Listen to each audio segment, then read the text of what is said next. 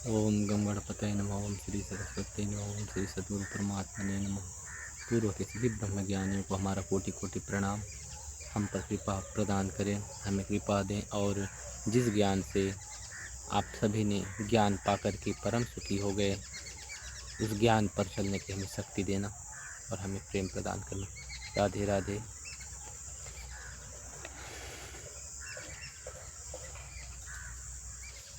कथा प्रारंभ करते हैं। प्राचीन काल में कलयुग के समाप्त होने पर जब भूतल पर कालक्रम से पवित्र कर्मकांड ह्रास हो गया, जब सतयुग का समाप्त हुआ, तब धरती में जो कर्मकांड था वो समाप्त हो गया। फिर भगवान वशिष्ठ जी कहते हैं, हमने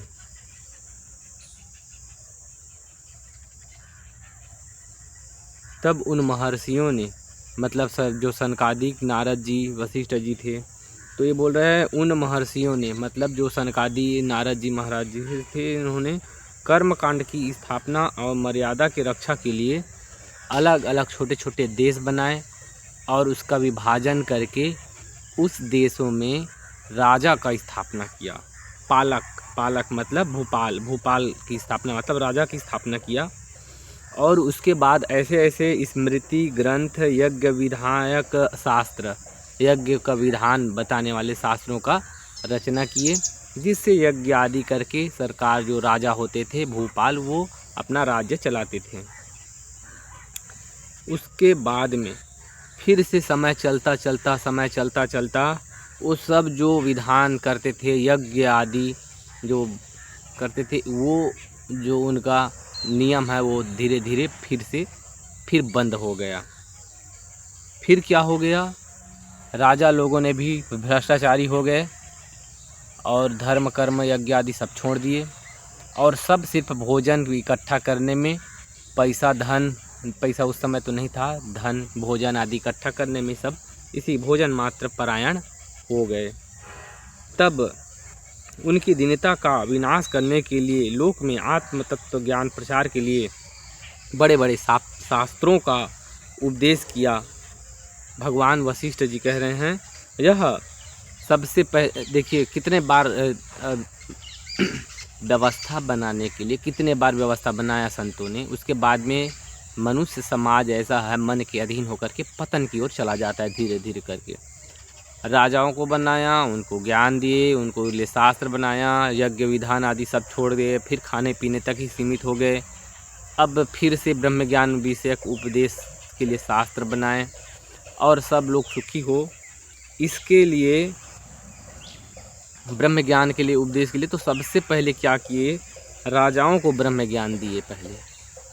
अब लोग सब खाने पीने तक व्यस्त हो गए, उनकी बुद्धि वहीं तक सीमित हो गया। अब राजाओं के लिए ब्रह्म ज्ञान का उपदेशक शास्त्र बनाए। अब जब राजाओं को ब्रह्म ज्ञान बांटने की तैयारी किया, तो सबसे शुरू में जो ब्रह्म ज्ञान जो है राजाओं को दिया गया, जिससे कि जब राजा ब्रह्म ज्ञानी होंगे तो अपनी प्रजा को सही से संभाल पाएंगे, और जब राजा ज्ञानी होंगे तो उनके प्रजा में भी ज्ञान का प्रचार हो जाएगा।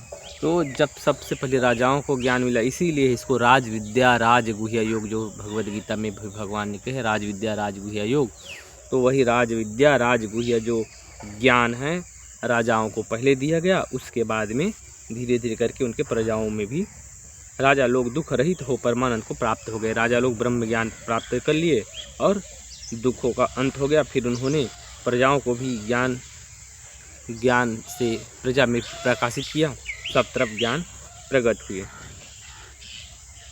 उसके बाद में वो भी सब राजा लोग को जो ब्रह्म ज्ञान हुआ था और ज्ञानी राजा थे, वो भी एक समय चलता गया वो राजा लोग भी मर गए, सब फिर से अज्ञानता छा रहा था। तब कह रहे तब हे राम जी, सब राजा स्वर्गवासी हो गए। उसके बाद में एक समय फिर चला, फिर भूतल पर इन महाराज दशरथ के यहाँ आप प्रकट हुए हो। राम जी को कह रहे हैं फिर आप प्रकट हुए हो। इतना समय चलता अब क्या कह रहे हैं, ते महान तो महाप्राज्ञा निमित्ते न विनय वही वैराग्यम जायते येषाम तेषाम ह्यमलम मानसम। कह रहे हैं जिसको बिना निमित्त के ही ज्ञान वैराग्य प्राप्त हो जाए वही वास्तविक ऊंचे महात्मा संत है। अर्थात ऐसे तो श्री भगवान को ही हो सकता, बाकी किसी को भी नहीं हो सकता। भगवान तुलसीदास जी छोटा नहीं है, मैं भगवान ही कह सकता हूँ। मेरे प्रति जो उनका हृदय में भाव है, भगवान से कम शब्द नहीं निकलता है। भगवान का अलग अलग अर्थ होता है, मैं तो भगवान कहूँगा, समझने वाले समझ जाएंगे। तो तुलसीदास जी को भी पत्नी ने डांट चढ़ाया, तब उन्होंने भगवान के मार्ग में चले, है ना।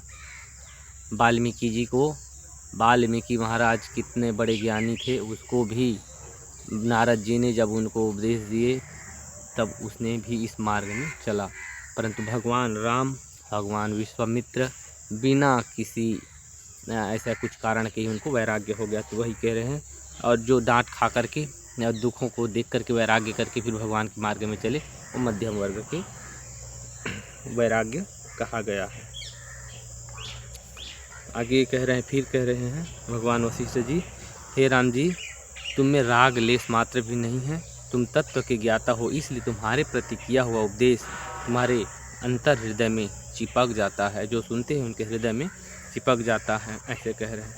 इसलिए मैं जिस पदार्थ का उपदेश करूं उसको तुम विश्वास कर लेना, यही तत्व वस्तु है, आत्मज्ञान है, ऐसे समझ के उसको विश्वास करके हृदय में धारण कर लो, ऐसे भगवान विश्वामित्र वशिष्ठ जी राम जी को कह रहे हैं और उनकी प्रशंसा कर रहे हैं। आपके जैसे ज्ञानी, आपके जैसे विवेकवान वैराग्यवान कोई नहीं हो सकता, क्योंकि आप ज्ञानी हैं पहले से ही, पर आपको भी लगता है कि मैं ज्ञानी नहीं हूँ, ऐसे आपको मन में भ्रम है। वास्तविक में आप ब्रह्म हैं, ऐसे उसके बाद शब्द आया है।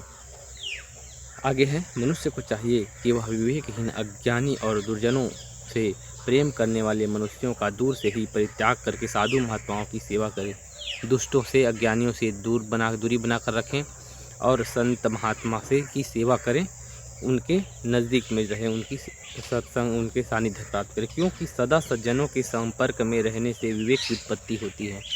सज्जनों के संग में रहने से विवेक की उत्पत्ति होती, क्या अच्छा है क्या बुरा है, तो जो अच्छा है वही करें, ऐसी शक्ति मिलती है संतों के संग में रहने से। यह विवेक एक वृक्ष के समान है और भोग तथा मोक्ष उसके फल कहे गए हैं। विवेक ऐसे वृक्ष है जिसी के ऊपर भोग और मोक्ष दोनों की प्राप्त फल होती है, इसलिए विवेक संतों के मार्गदर्शन में उनकी कृपा से मिलता है, तो संतों की संग करें, ऐसे भगवान वशिष्ठ जी कह रहे हैं। उस मोक्ष के द्वार पर निवास करने वाले 4 द्वारपाल बतलाए जाते हैं, जिसका नाम है सम, विचार, संतोष और चौथा है साधु संगम। इस श्लोक को 2 लाइन ले लेते हैं। मोक्षद्वारे द्वारपालाश्चत्वारः परिकीर्तिताः, समो विचारः, संतोषश्चतुर्थः साधु संगमः, एतो सेव्या प्रयत्नेन चत्वारो द्वौ त्रयो अथवा द्वारमुद्घाटयन्त्येते मोक्षराजगृहे तथा। कह रहे हैं जो मोक्ष के द्वारपाल है, सम राज ब्रह्म ज्ञान रूपी जो महाराज, जो बड़ा द्वार है, गेट है, मोक्ष का जो गेट है, द्वार है, उसके चौकीदार है 4। सम मतलब सुख दुख, मान अपमान, घाटा फायदा, इस सब में समता रहें, क्योंकि संसार में कुछ भी सुख दुख है, तब इसका कोई अधिक महत्व नहीं है। इसलिए जब कोई भी परिस्थिति है उसमें समता रहें, शांत रहें, अधिक परेशान न हो। विचार का मतलब है कि हमें क्या करना चाहिए क्या नहीं करना चाहिए, अच्छा बुरा का विचार करके हमको जिस कार्य के लिए जन्म मिला है उसके लिए कार्य करने के लिए मन में विचार करना, विचार यही मोक्ष के लिए प्रेरित करेंगे। संतोष में जो कुछ भी प्राप्त हो जाए उसमें ही संतोष करें। ज्ञान मनुष्य में भगवान ने स्वतः ज्ञान दिया है, ज्ञान स्वरूप है, पर बाहर से अज्ञानता का मैल चढ़ा हुआ है, तो ऐसे संतोष रखें, मैं अभी भी ज्ञानी हूँ, मेरे को ज्ञान पाना अलग लाना पड़ेगा नहीं, अज्ञानता का वासनाओं को बस हटाना है चित्त से, तो ज्ञान है। तो इसलिए अभी भी दुखी ना हो, मैं अज्ञानी हूँ, अभी भी शांत रहें और आप ज्ञानी हैं, सिर्फ ऊपर की वासनाओं का जो मैल है उसको हटाना है, ऐसा है। और चौथा है साधु संगम। साधुओं के संग जाने से, जैसे कि अग्नि के नज़दीक जाने से शीतलता ठंडी भग जाती है, वैसे ही संतों के नज़दीक जाने से जो कुविचार है और जो मंदमति है, बुद्धि की जो विचार शून्य है वो हट जाती है और भगवत मार्ग में चलने के लिए अपने आप प्रेरणा मिलता है। तो क्या कह रहे हैं फिर लास्ट में, जैसे कि 4 द्वारपाल हैं, तो चारों का सेवन करें, चारों का नहीं तो 3 का सेवन करें, 3 का नहीं तो 2 का सेवन करें, और 2 का नहीं तो कम से कम 1 का सेवन करें। 1 का भी अगर सेवन करेंगे, जैसे चादर का 4 कोना है, 1 कोना भी आपने पकड़ लिया चादर का, तो चारों कोना आपके हाथ में है, वैसे ही कह रहे हैं। प्राणों की बाजी लगा कर के भी 1 का ग्रहण अवश्य करना चाहिए, ऐसे कह रहे हैं। आज का इतना ही, क्योंकि बहुत बड़ा हो जाएगा वीडियो। राधे राधे। अगला वीडियो कल।